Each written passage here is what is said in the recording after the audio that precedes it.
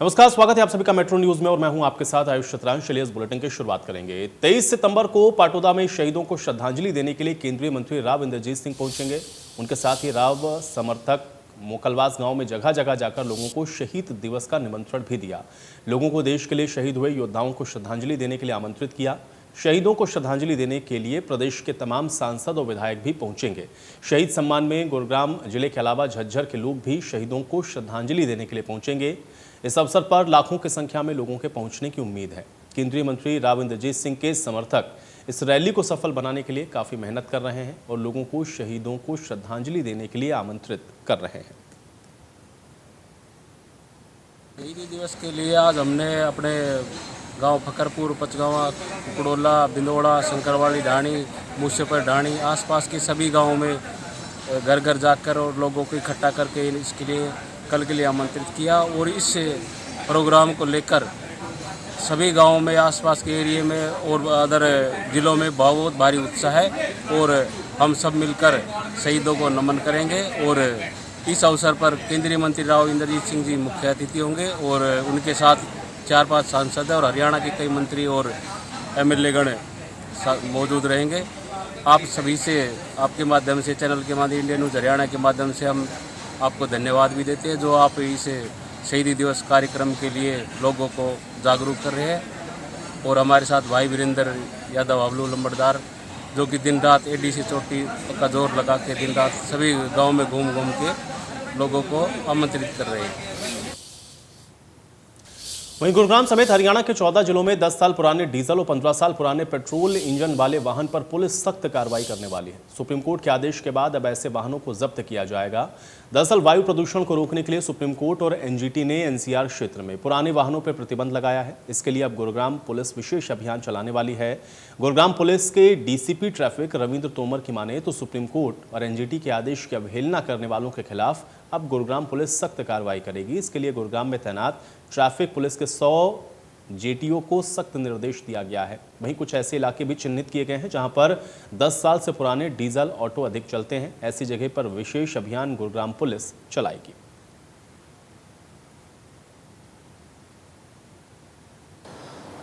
हम आपके चैनल से भी अपील करते हैं जिन लोगों के पास ये 10 साल पुराने डीजल के वाहन और 15 साल पुराने पेट्रोल के वाहन हैं, वो अपने वाहनों को एनसीआर में प्रयोग नहीं कर सकते। वो दूसरी जगह या तो उसको ट्रांसफ़र कर लें यहाँ पे, नहीं तो वो गाड़ियाँ इम्पाउंड होंगी as per order of the supreme court, honourable supreme court and NGT. दूसरा, हमने अब तक 208 वाहन इस साल में हमने एनजीटी के उसमें रूल में उनको इम्पाउंड किया है। और अभी हमारा मंडे से हमारे वर्दी डीजीपी साहब के आदेशानुसार एक पखवाड़ा चलाया है जिसमें हम ज़्यादा से ज़्यादा लोगों को अवेयर भी कर रहे हैं। तो town and country planning department ने न्यू कॉलोनी की विकसित साई लेन को तोड़ने का आदेश दिया है। इसमें सोसाइटी के सदस्य समेत 20 लोगों को आदेश दिए गए हैं। इसमें यह कहा गया है कि वो ज़मीन को पहले की तरह समतल करें और अगर ऐसा नहीं किया गया तो डीटीपी ऑफिस कार्रवाई करेगा। तोड़फोड़ में आने वाला खर्च वसूला जाएगा। 7 अगस्त को टीसीपी डिपार्टमेंट के डीटीपीआई ऑफिस ने इस कॉलोनी को शोकॉज नोटिस भी दिया था। कुछ लोग नोटिस के खिलाफ स्थानीय अदालत में चले गए थे जहां से उनको राहत नहीं मिली। अब उनके जवाब से असंतुष्ट होकर के सोमवार को डीटीपी ने तोड़फोड़ के आदेश जारी किए।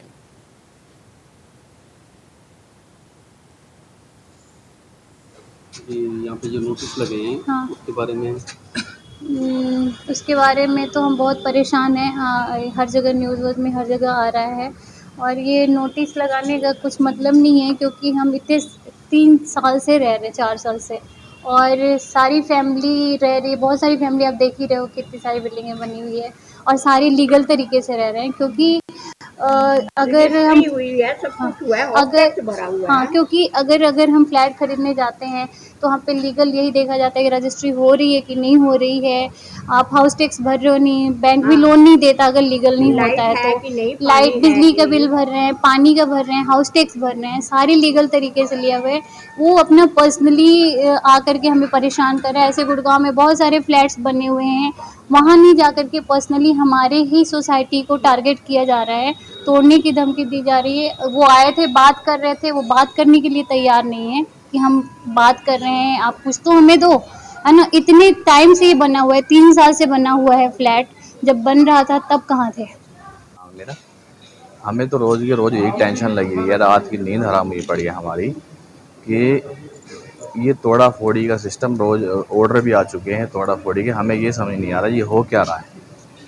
हमारी पूंजी पूरी ज़िंदगी की लगी पड़ी है यहाँ पे, सारा पैसा लगा रखा है हमने यहाँ पे, तो किस लिए लगाया है?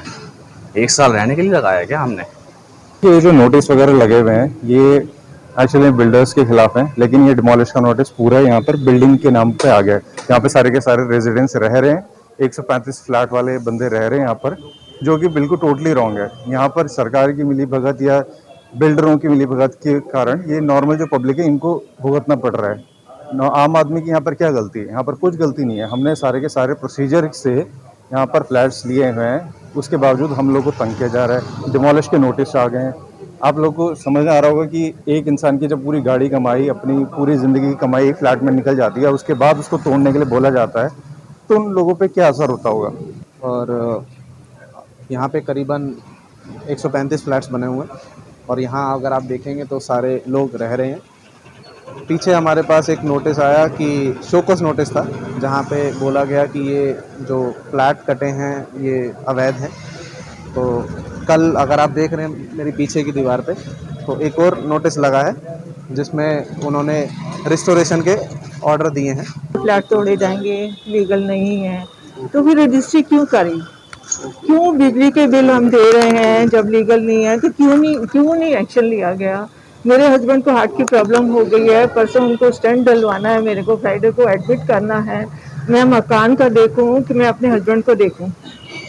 इतनी परेशानी में हम कहाँ जाएंगे? हमारे घर में 20 दिन का बच्चा है, छोटा बच्चा, अभी बहू को भी 1.25 महीना नहीं हुआ। हम कहाँ लेके जाएंगे ऐसी हालत में छोटे? गुरुग्राम में पिछले 4 महीने से सफाई कर्मचारी सैलरी नहीं मिलने के चलते अब धरने पर बैठ गए हैं। बुधवार को सफाई कर्मचारियों ने साफ कर दिया है कि अगर उनका वेतन 2 दिन के अंदर नहीं दिया गया तो फिर ये प्रदर्शन और बड़े स्तर पर होगा।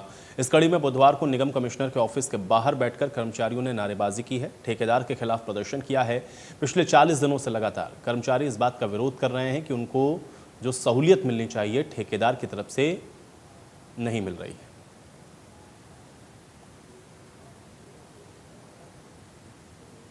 प्रोटेस्ट को पिछले 40 दिन से मैं लीड कर रहा हूँ। इस प्रोटेस्ट को हमने जिंदा फिरोज गांधी कॉलोनी नंबर 1 के पार्क में किया। एक जोत जगाई इस मजदूर समाज, इस डॉक्टर समाज के लोगों के लिए, जो इसके साथ शोषण और इसको जो प्रताड़ित किया जा रहा है अधिकारियों द्वारा और नगर निगम के गैंगस्टर ठेकेदारों द्वारा।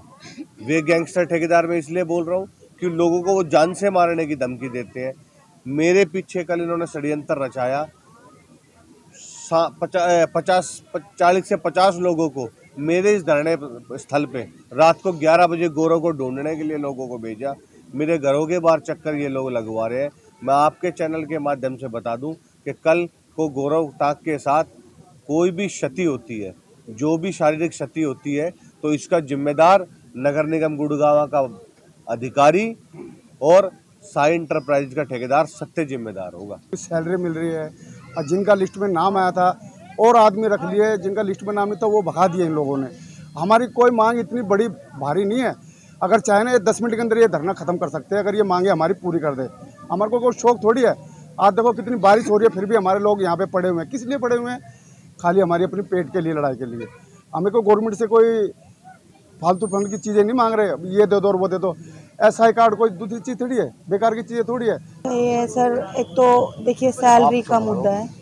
ये सैलरी नहीं दे रहे, 4-4, 5-5 महीने हो गए लोगों को काम करते करते, सैलरी नहीं दे रहे। कोई नाचे गाए के पैसे नहीं मांग रहे, अपने हक के, अपने काम करने के पैसे मांग रहे हैं सर।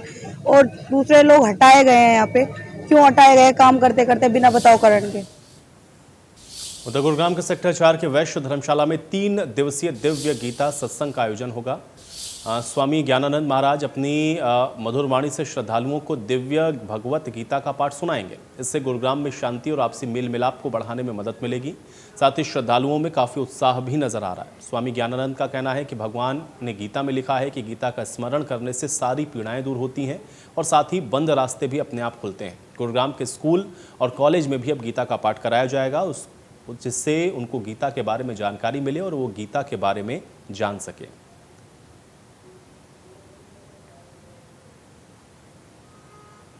गीता हर क्षेत्र की आज की आवश्यकता है। भगवत गीता कर्तव्य निष्ठा के लिए आवश्यक है, मानसिक शांति के लिए आवश्यक है। भगवत गीता की आवश्यकता समता के लिए है, समरसता के लिए, सद्भावनाओं के लिए है। कोई भी ऐसा क्षेत्र नहीं है जिसके लिए भगवत गीता की आवश्यकता ना हो। भगवत गीता हर समस्या का समाधान है। हिंदू धर्म में गीता कितनी महत्वपूर्ण है? क्या महत्व? हिंदू धर्म का मुख्य गौरव ग्रंथ है, आस्था ग्रंथ है गीता। लेकिन ये भी सत्य है कि केवल हिंदू धर्म के लिए नहीं है। भगवत गीता हिंदू धर्म का गौरव होते हुए भी समूची मानवता के लिए है, सबके लिए है गीता। गुरुग्राम के यूनिवर्सिटी में स्कूलों में भी गीता का पाठ कराया जाएगा। आज कई यूनिवर्सिटी कॉलेज में जाना हुआ और वास्तव में युवाओं को सही दिशा देने के लिए, नशे आदि दुष्वृत्तियों से, बुरी आदतों से दूर करने के लिए, उनके अंदर यौवन मूल्य, चारित्रिक मूल्य जगाने के लिए गीता की आवश्यकता है। और जब इस ढंग से लिया जाता है तो युवा बहुत ध्यान से सुनते हैं, समझते हैं। गीता का जो हमारा जो हरियाणा की भूमि है, कुरुक्षेत्र की भूमि, यहाँ पर अर्जुन जी ने, कृष्ण भगवान ने अर्जुन जी को गीता का संदेश दिया था और उसी गीता संदेश को लेकर के महाराज जी का 3 दिवसीय यहाँ पर दौरा हुआ है। मैं इसको बहुत अहम मानता हूँ, क्योंकि देखिए कोरोना के समय में हमने देखा उसके बाद हर आदमी परेशान था। आध्यात्मिक तरीके से भी एक हमारे जीवन का एक बहुत बड़ा महत्व है। तो मैं मानता हूँ कि ये जो आयोजन है ये महाराज जी का उनको अच्छा संदेश दे करके हमारे गुरुग्राम के लोगों को जाएंगे। और धर्म का जो प्रचार है वो भी बहुत ज़्यादा जरूरी है। एक तरफ हमारा युवा नशों की तरफ बढ़ रहा है, हमारे अलग अलग तरीके के क्राइम के जो फैक्टर है, एक अगर हम धर्म की तरफ चलेंगे तो हमारी दान की प्रवृत्ति भी बनेगी और किसी के सहयोग की प्रवृत्ति भी बनेगी। और गीता का मतलब है, गीता तो हमें कर्म करने की प्रेरणा देता है। तो गीता का एक प्रेरणा लेकर के महाराज जी यहाँ पर आए हैं हमारे गुरुग्राम में, उन्होंने इतने बड़े राष्ट्रीय संत आए हैं। तो मैं तो ये मानता हूँ कि बहुत अच्छा ये 3 दिन का एक जो कार्यक्रम हो रहा है, इसका हमारे जीवन के लिए भी और हमारे गुरुग्राम के लिए भी बहुत ही एक अच्छा मानता हूँ और मैसेज मिलेगा। और चलिए इसी के साथ मेट्रो न्यूज़ में मेरे साथ फिलहाल इतना ही।